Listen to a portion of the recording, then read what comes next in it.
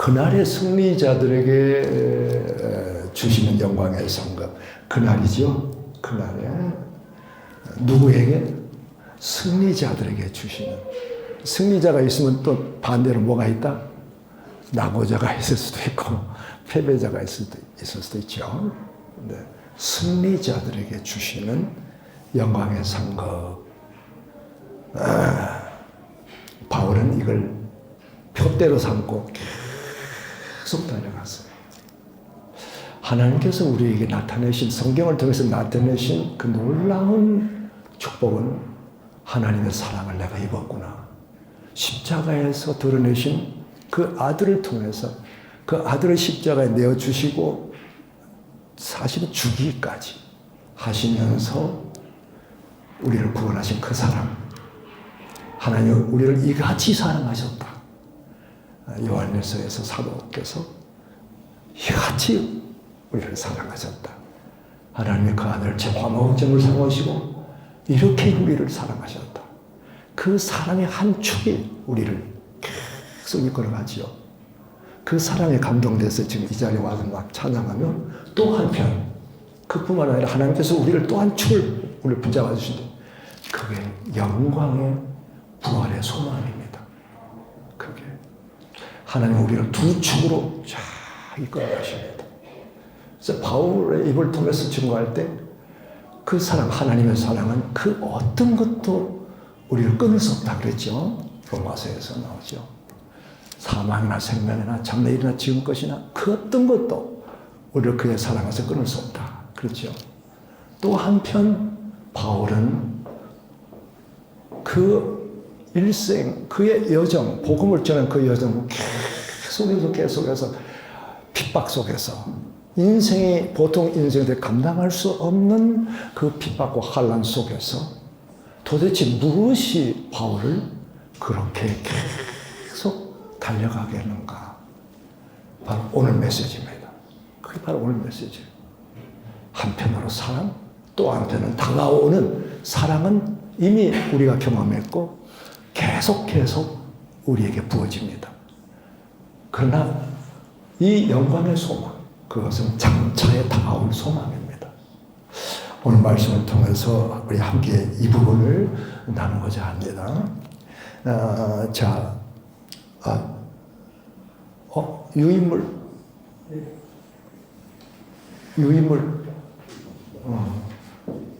그래.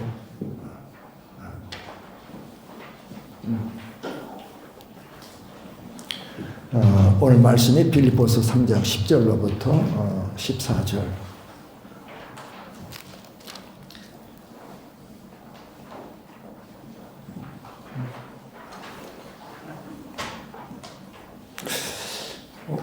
오늘 이 빌립보서 일단 성경을 일단 펴셔야 합니다. 성경을 펴셔야 합니다. 3장 10절로부터 14절입니다. 빌립보서.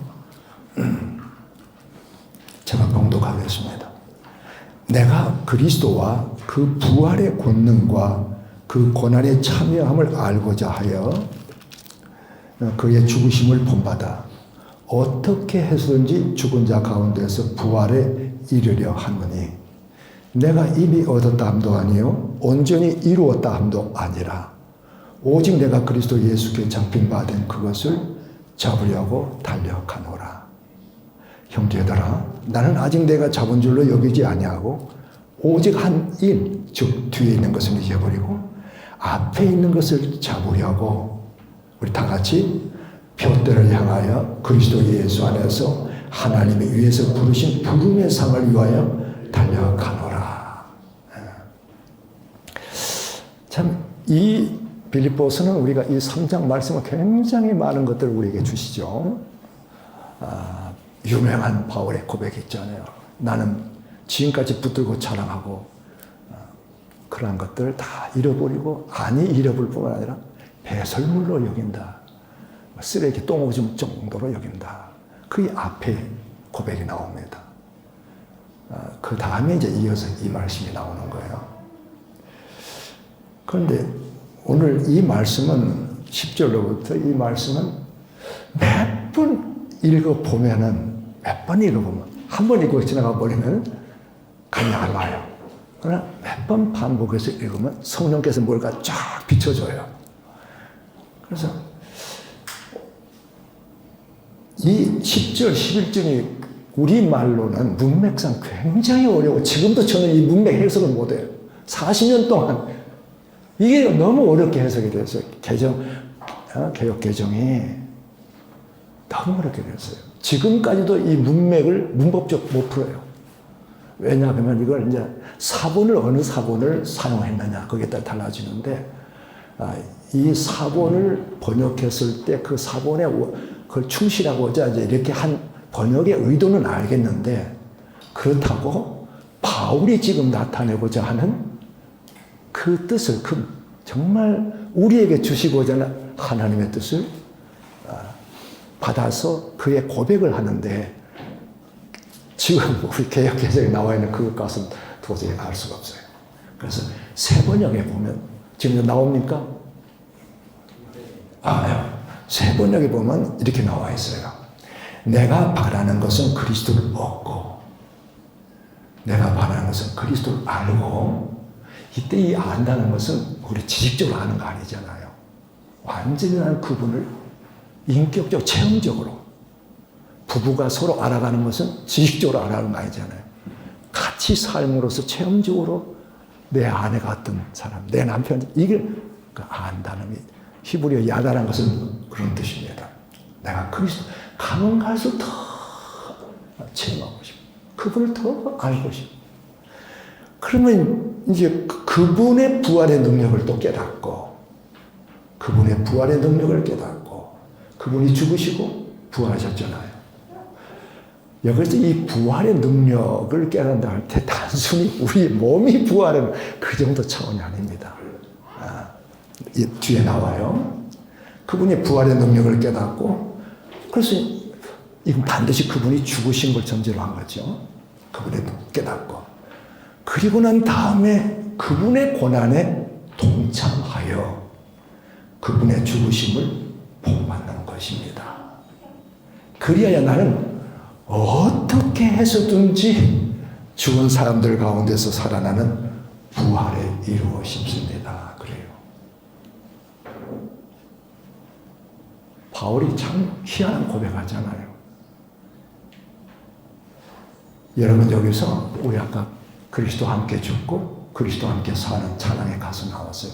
참 제가 평생에 그거 참 마음에 팀이어서 늘 묵상하는 구절인데, 여기서 그분의 고난에 동참하여 그분의 죽으심을 본받는 것입니다 할 때, 이 그분의 죽으심을 본할 때는 우리가 그리스도와 함께 십자가에 못 박혀 죽은 그걸 말하잖아요. 실제로 그리스도께서 고난을 받으시고 죽으셨지요. 그 죽으심을 말합니다. 그러니까 여기서 바울의 강도를 알 수 있습니다. 그리하여서 나는 어떻게 해서든지 그런 거예요. 어떻게 해서든지 죽은 사람들 가운데서 나는 부활에 이루고 싶습니다. 이렇게 말을 하는 거예요. 그러니까 그리스도께서 십자가에 못 박혀 죽으시고 그 참혹한 고난을 받으시고 부활하셨는데, 그걸 보면서 나도 그분의 죽으심에 동참하고 싶다. 그분처럼 죽고 싶다. 그 말을 강하게 나타낸 겁니다, 지금. 그렇다고 여러분, 우리 다 죽으라는 말 아니에요. 우리는 그리스도께서 십자가에 죽을 때 하나님께서 우리를 이미 다 못 박아 죽으셨는데, 그래서 우리가 고백이 그리스도와 함께 죽고 그러잖아요. 근데 여기서는 바울이 지금 뭔가를 지금 나타내고자 하는 거예요. 얼마나 그 뒤에 소망이 크면은 그분처럼 나도 죽어서 부활에 이루고 싶다 그런 거예요. 그래서 이 표현을 어떻게 해서든지 그렇게 말하는 겁니다. 이 어떻게 해서든 부사는 나는 어쨌든지 그 목표에 도달하고 싶다. 나는 어쨌든지 그 일을 하고 싶다 할 때 우리 의지를, 강한 의지를 표현하죠. 똑같은 겁니다. 그런데 예를 들어서 예수 믿는 사람들이 다 그냥 뭐 어떻게 믿든 상관없이 다 부활한다 하면은 이런 표현 쓸 수 있어요, 없어요? 못 쓰는 거예요. 못 쓰는 거예요. 바울은 그걸 철저하게 깨닫게 됩니다. 아무나 이 영광에 들어가는 게 아니다. 자, 바울이 오늘 여러분과 함께 이 복된 말씀을 나누고 싶은 중점이 있어요. 그러면 왜 바울이 이렇게 고백을 하게 되는가? 오늘 말씀 전부 바울의 고백입니다. 다 이 부활에 담겨있는 어마어마한 영광의 소망, 그걸 보면서 이걸 지금 고백하는 거예요. 그럼 바울이 이전에 예수 그리스도를 인격적으로 만나기 이전에 부활에 대한 개념이 있었느냐 없었느냐? 있었어요. 구약시대도 부활 다 선제를 통해서 예언했어요. 거기에 나와 있는 대로, 유인물에 나와 있는 대로 대표적 두 개만 나왔습니다. 이사야서 말씀에서 주의 죽은 자들이, 주의 백성들이 일어나고 그들의 시체들은 살아나리라. 티끌에 누운 자들아 너희는 깨어 노래하라. 주의 이슬은 빛난 이슬이니 땅의 죽은 자들을 내놓으리라. 분명히 부활에 대해서 말하고 있습니다. 그 다음에 다니엘서 보면은 땅의 티끌 가운데서 자는 자 중에서 많은 사람이 깨어나 영생을 받는 자도 있겠고, 여기까지만 합니다. 제가 좀 아쉽습니다. 그 뒤에 보면 영원토록 수치받을 자도 있다 그래놨어요. 다니엘서에서는, 그러니까 이사야서는 평범하게 그냥 다 주의 백성 일어난다 그랬는데, 다니엘서는 이제 마지막 때를 이걸 하는 것입니다. 마지막 때 우리의 성도들의 인류가 어떻게 역사가 마감되고 우리가 어떻게 되는가 하는 것들을 다니엘서를 통해서 이제 거기서 좀 한 걸음 나갑니다. 그래서 많은 사람이 깨어나 영생을 받은 자도 있고, 그 뒤에 보면 영원토록 수치를 받을 자가 있다. 딱 해놨어요. 그러면 이 구약에 예언된 선지를 통해서 주신 이 예언, 부활에 대한 이 예언이 구약시대 백성들에게 얼만큼 영향을 미쳤느냐 궁금하잖아요. 궁금하죠. 과연 이 부활의 소망이 구약 백성들을 붙잡고 있었느냐? 구약 백성들이 이 부활의 소망에 소망을 두고 있었느냐? 그럴까요? 안 그럴까요? 노다 이거예요. 전혀 아니다. 그래서 예수님 당시에 그 지도자들 보세요. 제사장들, 서기관, 바리새인들 얼마나 주님께서 화 있으리라. 그들이 진정 이 부활의 소망에 대해서 그 말씀이 그들의 심령 속에 들어가 있다면은 뭐예요? 그렇게 그래서 예수님이 막 뭐라고 했어요? 탐욕스러운 자들, 위선자들, 엄청나게 우리 주님께서 화 있으라면서 그딱 그들밖에 없어요. 다른 언제 찾아볼 수 없어요. 백성들 자기 자신도 하나님을 이 율법을 철저히 어기고, 그러면서 백성들 오도하고 있는 이 지도자들에게 대해서 7번 화 있으리라 다 그러잖아요. 그러니까 아무런 이 말씀 부활의 소망이 아무런 힘을 발휘하지 못했다. 그런데 바울은 부활하신 예수 그리스도를 우리가 여러분 다 아는 대로 다메섹 도상에서 만나고 난 다음에 완전히 바뀌어져 버려요. 그 부활이 도대체 어떤 부활이냐는 거예요. 우리는 일반적으로 다 성도들은 나중에 다 일어나 부활해서 영원토록 저 하늘 저층 살 겁니다. 그건 아니에요. 우리 이 교회도 막 아까 주의 나라 찬송이 많이 나오고 있는데 바로 그겁니다. 우리가 구원을 받고 저 하늘 저 천국에 가는 게 아니라 정말 하나님은 땅으로 내려오십니다. 땅으로. 그래서 처음부터 성막을 지어라. 그게 바로 하나님께서 장차에 어마어마한 경륜을 가지시고 계획을 가지시고, 하나님이 내 친히 내 자녀들과 내 사랑하는 자녀들과 함께 살고 싶다. 이걸 시발이 바로 성막이에요, 성막. 그리고 나중에 쫙 이제 새 예루살렘 성으로 완성될 때 그 모든 것이 전부 땅에서 이루어지는 거예요. 그래서 주의 통치가 이 땅에서 이루어지는데, 바울이 우리 주님을 통해서 계시를 받았던 이 부활은 주님의 부활과 우리의 부활이 어떻게 상관이 있느냐는 거예요. 바울이 계시를 받았다는 것은 거기에서 이제 조금 거칠게 표현하면 놀라자마자 버리는 거죠. 여러분, 그리스도께서 죽음을 이기시고 부활하셨습니까? 여러분 다 믿죠? 우리는 그걸 믿습니다. 부활. 그런데 그분의 부활과 나와 무슨 상관이 있느냐? 바울과 무슨 상관이 있느냐? 그게 이제 결정타잖아요. 바울은 어마어마한 것을 거기서 보았습니다. 바로 그것을 3장 21절 그 유임을 보시면 나옵니다. 21절에 그는 만물을 자기에게 복종하게 하실 수 있는 자의 역사로 우리의 낮은 몸을 누구의 형체같이? 그 자기 영광의 몸의 형체같이 변개하시리라. 주님의 부활과 우리의 부활과 상관이 있습니까? 없습니까? 똑같다. 그런데 여러분, 문자 하나하나, 단어 하나를 잘 보고 성령에 우리가 조명을 받아야 됩니다. 자기 영광의 몸의 형체같이 그랬어요. 자기란 게 누굽니까? 그리스도죠. 부활하시고 지금은 하나님 보좌 우편에 계시면서 장차 다시 오실 때 이제 그분은 완전한 영광을 나타내십니다.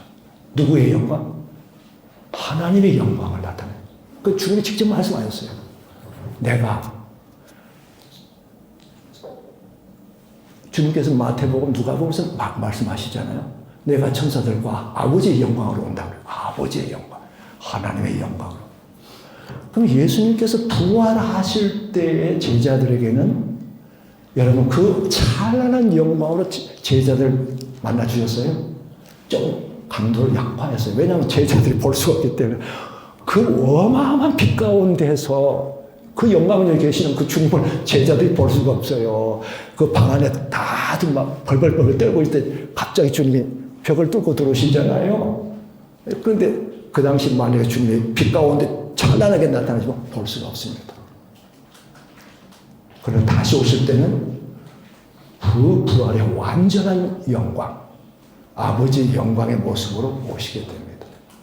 그런데 여기 우리의 낮은 몸을 자기 영광의 몸의 형체같이 변개하시리라 이렇게 했는데 그 다음 고린도후서 3장 18절 딱 보면 그 우리 부활이 어떤 영광으로 이끄는가 딱 나와요. 우리 함께 다 같이 함께 읽겠습니다. 우리가 다 수원에 벗은 얼굴로 주의 영광을 보며 그와 같은 형상으로 변화하여 영광에서 영광에 이르리니. 와, 누구와 같은 형상으로 변화하여? 그분과 같은 형상으로 변화하여 영광에서 영광에 이르리라. 누구의 영광? 그분의 영광입니다. 바울은 이걸 주의 계시를 통해서 본 거예요. 그리고 서신서 여기저기다가 막 이 말씀을 전하고 있는 거예요. 그분의 영광. 여러분, 예수 그리스도 그분의 형상은 누구의 형상입니까? 누구의 형상이에요? 하나님의 형상. 고린도후서에서 그리스도의 형상은 하나님의 형상이냐. 그래요. 그러면 장차 우리가 그분의 형상으로 변화되어 그분의 영광 안에 들어가게 되면 우리가 어떻게 된 겁니까? 하나님의 형상으로 완전하게 다 그래야 하나님 창조시에 하나님께서 말씀하셨잖아요. 우리가 우리의 형상, 우리의 모양으로 사람을 만들고 완성되는 그렇게. 자, 이게 여러분 죄로 말미암아 우리가 완전히 시커먼 숫덩과 같은 죄악에 젖어 찌러 있는 그런 존재들이었어요. 그런데 하나님은 그 하나님 사랑으로 우리를 한 사람 한 사람을 택하여 부르시고 그분의 생명 안에 지금 우리는 그분의 생명 안에 그분의 영 안에 있습니다. 우리를 이끌으셔요. 그래서 그분의 생명으로 우리를 거듭나게 하시고 그분의 영으로 그분의 영을 우리에게 보내주시고 생명 안에서 그분의 영 안에서 지금 주님과 함께 가고 있습니다. 지금은 우리가 우리의 연약한 모습, 인간의 동일한 모습 그대로 있습니다. 그러나 그때는 이렇게 된다는 거. 주님 다시 오셔서 우리를 부르실 때는 완전히 그분의 형상으로 우리가 표현되고 그분의 영광에 참여하게 될 것이다. 이게 사도들이 증거예요. 이걸 바울 사도만 증거한 게 아니라 모든 사도들 다 똑같아요. 요한 사도, 가장 오래 살았던 요한 사도, 요한일서에 딱 보면 3장에 나옵니다. 우리가 지금은 하나님의 자녀이지만은 아직 장래에 우리가 어떻게 될지는 아직 우리가 나타나지 않았다 그랬어요. 그러나 장차 주께서 다시 나타나실 때는 우리도 똑같이 그와 같이 될 것이다 그래요. 그의 참모습 그대로. 여러분, 그의 참모습이 어떤 모습이에요? 영원전부터 하나님과 함께 하셨던 그 모습을 우리가 보게 된다. 그런데 우리도 그와 같이 될 것이다. 이게 우리의 영광의 소망이에요.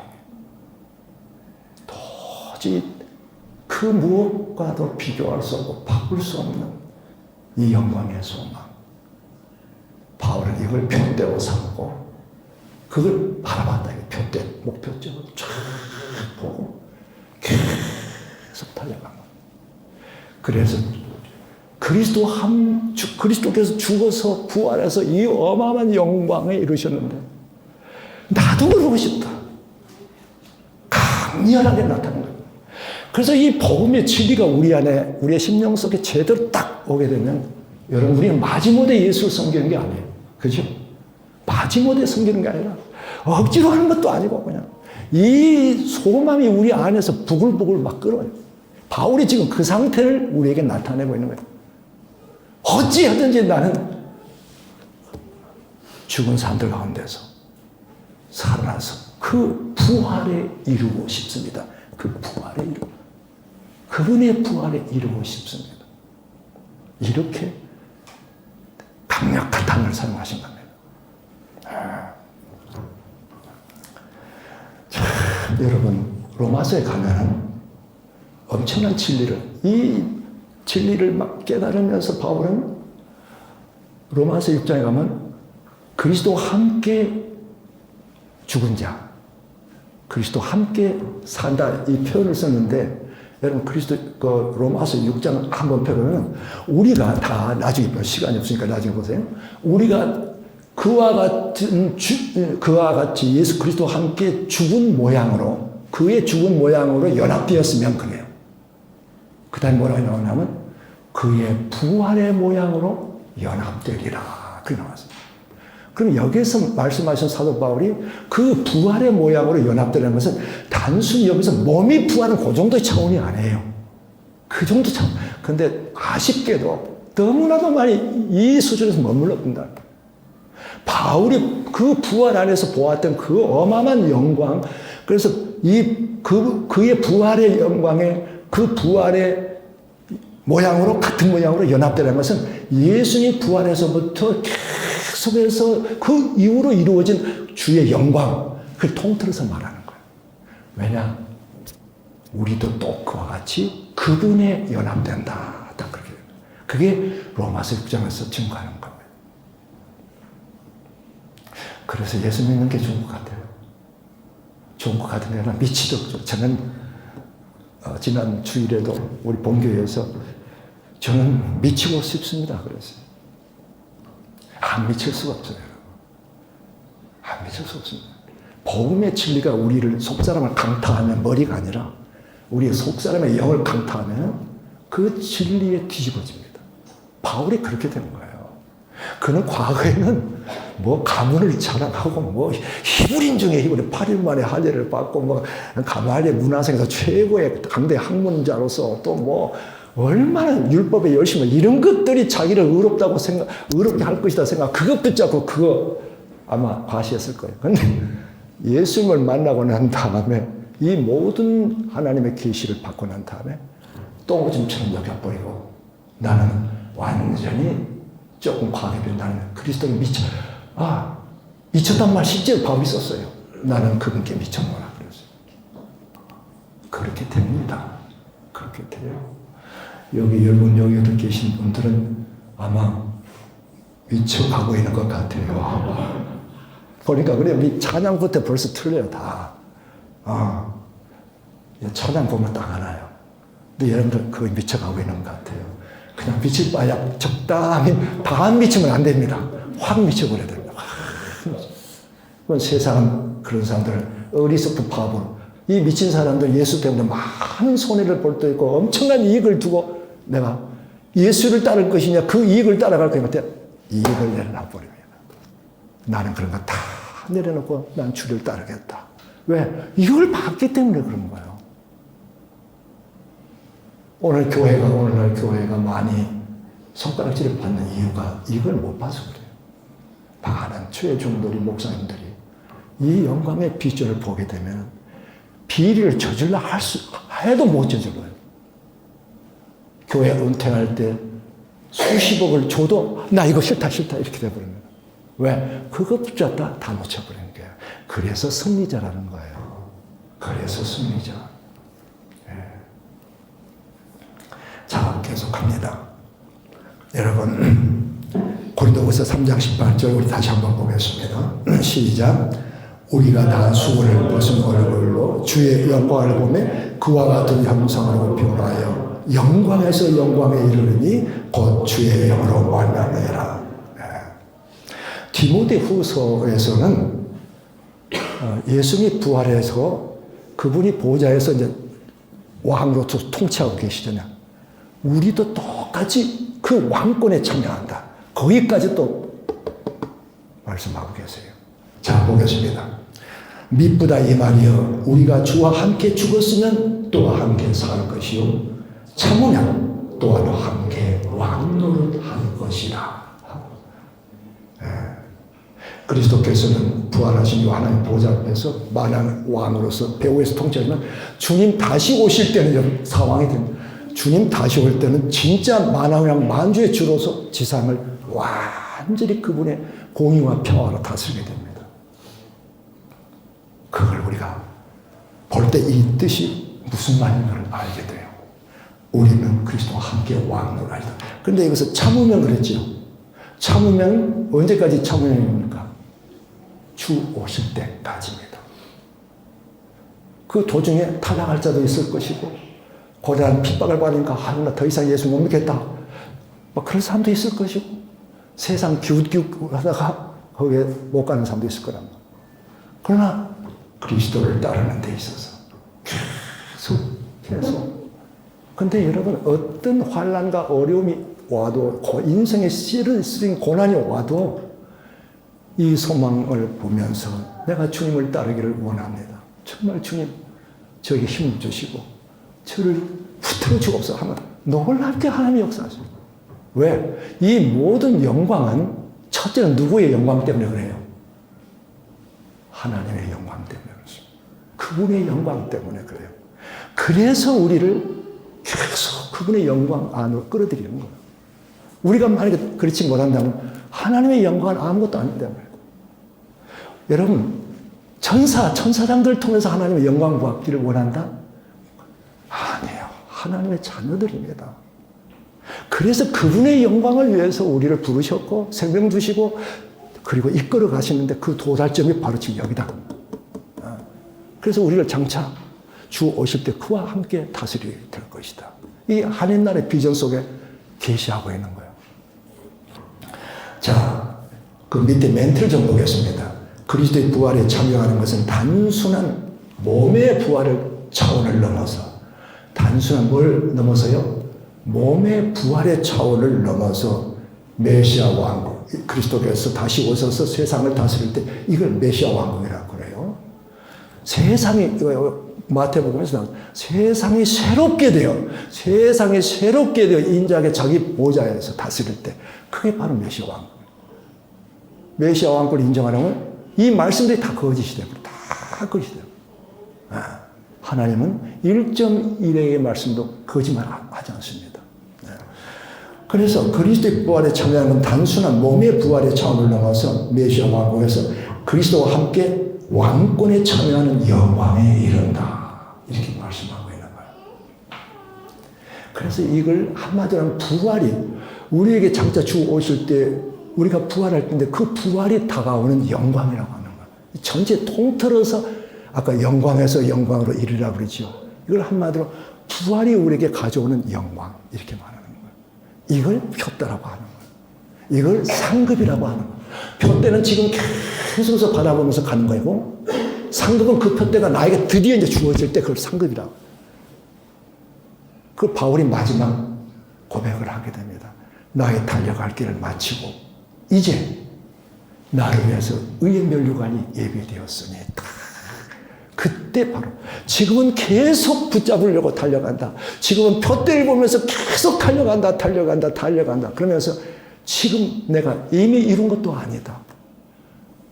내가 온전히 이미 그 소망을 이룬 것도 아니고 완전히 붙잡은 것도 아니고 그건 나의 표대가 되어서 계속 달려간다. 그게 오늘 말씀 어디에 나옵니까? 그 12절부터 나오는 말씀이에요. 내가 이미 얻었다 함도 아니요 온전히 이루었다 함도 아니라 오직 내가 그리스도 예수께 잡힌 바 된 그것을 잡으려고 달려가노라. 형제들아 나는 아직 내가 잡은 줄로 여기지 아니하고 오직 한 일 즉 뒤에 있는 것은 잊어버리고 앞에 있는 것을 잡으려고 표대를 향하여 이것이 지금 표대가 된 겁니다. 목표점, 신앙의 목표점이다. 이걸 분명히 세워야 됩니다, 여러분. 제가 우리 장로교회 성도님들에게 귀에 있을 때 강조하는 게 있어요. 과거에 우리가 고난의 시절에서는 예수 믿고 천국 간다는 그것만 가지고도 그저 감사해가. 저도 그랬어요.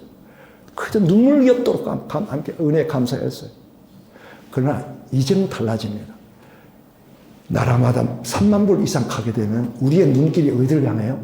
세상을 향합니다. 그게 유럽의 현장이요. 다음에 뭐요? 미국도. 우리나라도 마찬가지. 3만 불 딱 넘어가니까 교회가 급속히 세상화 되어버립니다. 종교화되기 시작합니다. 이걸 우리가 분명히 우리 여러분들은 알고 있겠죠. 세속의 물길이 어마어마하게 교회에 파고듭니다. 그래도 교회도 세속화되고 개인도 마찬가지입니다. 그러나 하나님이 우리에게 주신 이 복음의 능력과 그 복음의 빛과 복음의 영광은 우리를 그 한 것에 무너뜨리려고 세상의 물결 속에 이런 것에 넘어지려고 그런 정도가 아닙니다. 이 복음의 가치를 깨닫고 복음의 이 엄청난 목표점을 깨달고 그러한 성도들은 바울처럼 똑같은 고백이 나와서 계속 달려간다. 그래서 이 고백이 바울만의 고백 끝나는 것이 아니라 우리의 모두의 고백이 되는 것을 경험하게 되잖아요. 그러면서 무슨 기도가 나옵니까? 주님 오실 그날까지 끝까지 달려가고 싶습니다. 이 고백이 막 나오잖아요. 주님 사랑합니다. 고백과 함께 더불어서 막. 그래서 주님 그 영광의 말씀에 주의 생명의 말씀에 저를 사로잡아 주옵소서 막 이런 기도가 막 나오잖아요. 이런 기도가 나온 사람들은 뭐예요? 세상이 어떻게 되더라. 여러분 유럽 보세요. 완전히 그냥 스포츠가 우상이 돼가지고 지금 1%에서 2%밖에 과거에 이 복음의 물결이 진원지였던 독일, 영국이 그렇게 돼버린 거예요. 1, 2%밖에 안 되잖아요. 청년들은 거의 지금 아예 관심도 없잖아요. 어디에 쏠리고 있느냐? 온 세상의 오락과 뭐 스포츠 이런 것에 그리고 레저 뭐 이런 것에 그게 다 들어가 버리잖아요. 교회는 텅텅 비잖아요. 막. 우리나라 여유 없잖아요. 지금 우리나라도 마찬가지잖아요. 지금 젊은이들이 지금 막 떠나고 있잖아요. 그러나 바울이 이 고백하면서 나는 그 표대를 향하여 그 상을 향하여 달려간다라고 할 때 그러한 신령을 가진 자는 절대 세상부터 타협하지 않습니다. 죄와 타협하지 않습니다. 물론 우리가 완전한 지금 그 순간 지금부터 완전 절대 우리는 계속 성숙해 갑니다. 계속 하나님의 말씀을 듣고 그 말씀이 나를 점점 강하게 붙잡고 그러면서 점점 더 그 빛이 희미하게 보이던 그 빛이 그 소망의 빛이 희미하게 보이던 그 빛이 확 우리 안에 비춰진다고 말이에요. 그러면서 바울의 고백이 나의 고백이 되어버리는 거예요. 여러분 복음은 우리 안에서 갈망하게끔 만듭니다. 속에서 일어나게끔 만드는 이게 복음의 능력이에요. 우리 NMC 사랑하는 지체들 다 그와 같이 복음의 능력 안에 들어갑시다. 복음의 빛 가운데 들어갑시다. 그래서 요한 사도에서 똑같이 증거했는데 이것은 여러분들이 가서 읽어보시길 바랍니다. 요한 사도도 마지막 승리자들이 어떻게 그리스도와 함께 왕노를 하는 그것을 증거하고 있어요. 그래서 이제 우리가 바울이 그 많은 핍박과 환난을 접하면서 어떤 그 고난 박해 속에서 고백을 해놓고 우리에게 선포했는가. 그게 로마서 8장 18절인데 생각하는데 현재의 고난은 장차 우리에게 나타날 영광과 비교할 수 없다 그랬어요. 어떤 시련이 와도 어떤 고난이 와도 어떤 핍박이 와도 어떤 칼이 들어와도 장차 우리에게 나타날 영광과 비교할 수 없다. 그 영광이 우리를 압도해버린다. 압도해버린다. 그래서 목을 내놓게 된다 그 말. 이걸 모르면은 누가 너 예수 믿을래 아니면은 어떻게 막 위협을 하게 되면 아이고 나 살려주세요 이렇게 할 수가 있다. 그러나 우리의 믿음의 선진들은 초대교회 우리의 믿음에서는 250년 동안 이 소망 가지고 그리스도의 한 축에서는 그 사랑, 끊을 수 없는 그 사랑과 또 한 축에서는 이 영광의 소망이 확 붙들렸기 때문에 그 수많은 우리의 믿음의 선진들이 순교의 행렬로 들어간 거예요. 그렇게 된 거예요. 그게 실제로 히브리서 보게 되면 여러분 히브리서 한번 그것만 한번 펴서 보겠습니다. 히브리서 몇 페이지죠? 히브리서 11장. 우리 믿음의 선진들이 얼마나 환난과 핍박 속에 있는가. 11장 거기 보면은 히브리서 11장 36절. 또 어떤 이들은 366년입니다. 366년. 여기 유인물 안 나왔어요. 또 어떤 이들은 조롱과 채찍질뿐 아니라 결박과 옥에 갇히는 시련도 받았으며 돌로 치는 것과 톱으로 켜는 것과 시험과 칼로 죽임을 당하고 양과 염소의 가죽을 입고 유리하여 궁핍과 환난과 악들을 받았으니 이런 사람은 세상에 감당하지 못하느니라. 그들이 광야와 산과 동굴과 토굴에 유리하려느니라. 여러분 한마디로 말하면 그들은 사람 취급 안 받았어요. 세상으로부터 사람 취급. 바울도 나는 세상의 찌끼처럼 되었다 그랬어요. 그들은 두더지처럼 살았습니다. 하도 고난의 핍박이 오래 살아니까 나중에 이들은 막 산속으로 또는 토굴 속으로 터키 갔다 오신 분 있어요. 갑바도기아 언제 여러분 꼭 거기 가보세요. 우리의 믿음의 선배들이 환난 핍박을 그 피해서 지하 땅굴 속으로 들어가가지고 그 땅굴 속에서 우리 주님을 참 섬기고 그렇게 살아. 완전 두더지로 살아요, 두더지로. 그리고 여기 보면 산과 광야와 산과 동굴과 토굴의 유리아에는 그게 동굴과 토굴이 그거예요. 실제로 그렇게 살았어요. 이게 예수 믿고 엄청난 복을 받아서 이 세상에 성공을 한다? 그건 도대체가 이건 말이 안 되는 거예요. 그들은 어리석은 바보였습니까? 예수 잘못 믿어서 그렇게 되었습니까? 진짜 예수 믿으니까 그렇게 되어버린 거예요. 뭘 보았어요? 그럼 그들은 뭘 봐? 장차 다가올 그걸 본 건데. 그게 그들을 견인했고 승리로 이끌었던 것입니다. 다시 본문으로 돌아가서 그래서 바울은 이제 이런 부활, 예수 그리스도 안에 있는 이 부활이 이런 엄청난 영광으로 우리를 이끈다는 것을 이제 보면서 서신서 곳곳에다 그렇게 이제 선포하고 그리고 자신이 이제 고백을 하는 감정적 고백이죠. 다시 한번 그 10절부터 다시 그 유인물에 나오죠. 내가 바라는 것은 그리스도를 알고 그분의 부활의 능력을 깨닫고 그분의 고난에 동참하여 그분의 죽으심을 본받는 것입니다. 그래야 나는 어떻게 해서든지 죽은 사람들 가운데서 살아나는 부활에 이르고 싶습니다.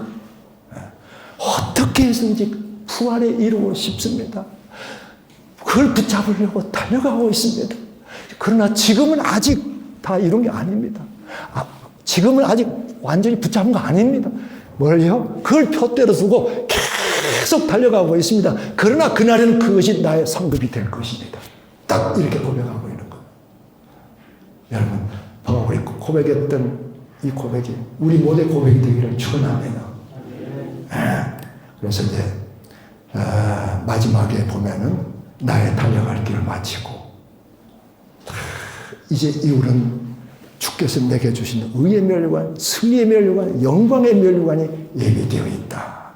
내 달려갈 길을 마치고 있다. 그래요. 그러면서 우리가 권면합니다. 고린도전서 9장 24절에 보면 운동장에서 다름질하는 자들이 다 달릴지라도 오직 상을 받는 사람은 한 사람인 줄 너희가 알지 못하느냐. 그러면서 너희도 상을 받도록 이와 같이 다름질하라. 아멘. 아멘. 달려갑시다. 그래서 오늘 우리들 향한 주님이 주신 메시지는 뭐냐. 이건 한번 쫙 읽어보면 됩니다. 자, 여기 나옵니까? 첫 절. 시작.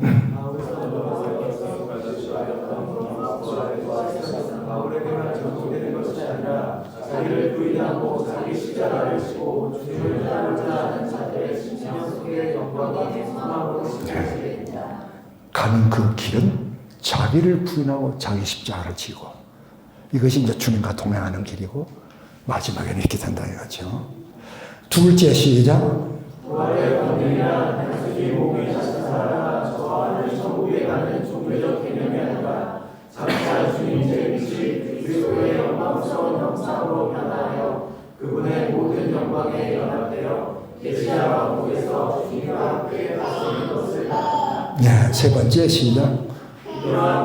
영광스러운 소망은 믿는 자의 영 안에서 비전이 되고 믿는 자의 심령 속에서 주님을 따르고자 하는 갈망을 일으키며 신앙 여정에서 흔들림 없는 푯대가 되어 달려가게 된다. 그리하여 장차 주님 재림 시 승리자에게 주시는 영광스러운 상급으로 받게 된다. 이 영광스러운 상급을 향해 달려갑시다.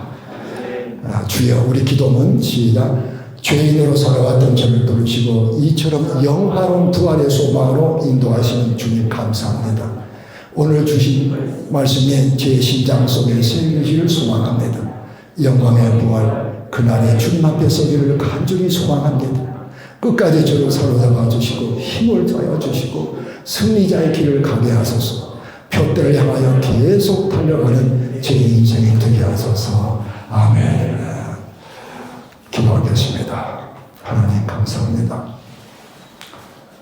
오늘 이 부활의 소망 참으로 우리의 신앙 여정의 벽다가 되고 마지막에는 상급이 되어지는 이 소망 우리의 모든 심장 속에 새겨지게 하여 주옵소서.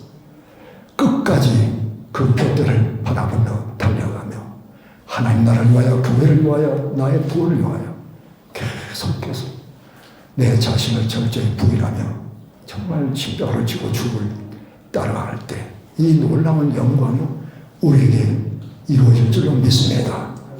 우리가 지금은 연약할지라도 우리가 소망하며 기도할 때 우리 주님을 향하여 참 나의 연약함을 고백하면서 우리 주님의 도우심을 구하고 우리 주님의 그 응원을 기다릴 때 우리에게 힘을 더하여 주시며 격려해 주시며 장차의 소망으로 더욱더 이끌어 주시는 주님 찬양합니다.